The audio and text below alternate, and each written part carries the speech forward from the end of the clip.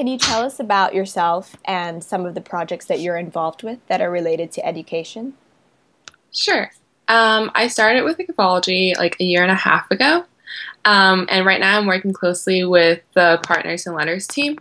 So I help to post a lot of the updates Givology receives from its partners and find translators amongst the Givology network to help make sure that the content that we were sent can be understood by donors, just to like make that barrier between the communication between partners and donors really accessible. Why does girls' education matter to you? Well, I think girls' education is something that's often overlooked, and I think that in the 21st century, it's kind of absurd that girls' education isn't more on the forefront. That girls' education is something that we still have to discuss, but it isn't acknowledged that the majority of students who drop out are girls, and that in itself causes a lot of problems for society as a whole. And I think it's not sustainable in the long run that girls who are not educated are more likely to become pregnant, and then their kids are less likely to get education as well. So why did you decide to join the Givology network? Well, I decided to join Givology because I really believe in its mission that anyone can have a voice. You don't have to be out of college to do it. I started when I was in high school. You don't have to have a ton of money and a ton of free time. It's based on these small donations. There can be a large social change, and I really believe in what it stands for. And seeing it up close and personal, working on the Givology team has really inspired me. What action do you hope to see taken to improve girls' access to education in the developing world from your own community?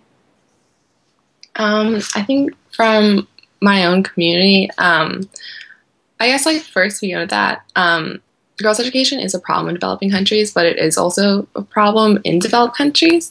I'm living in America and working with an American nonprofit that's working with inner city schools, and I'm seeing even then that some girls are more often to skip school because they're taking care of younger siblings. I think while that's important, there should be alternative ways, and that girls' education shouldn't be put on the back burner. I guess in the future, I hope to see more scholarships given to girls so that it's a lot easier for families to send girls to school. And I think in a lot of countries, especially if there's boys and girls in a family, families are more likely to send boys to school and have girls working at home. And I really hope to see that change in the future. So how can somebody get involved in the fight for girls' education, in your opinion? No, that's definitely a good question. I think that the first thing you can do is get very educated on the topic.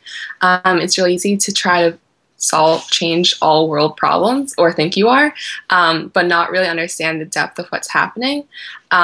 So I think first educating yourself and realizing what the main factors are against girls' education or about any social problem is really important before you start taking the small steps that you can.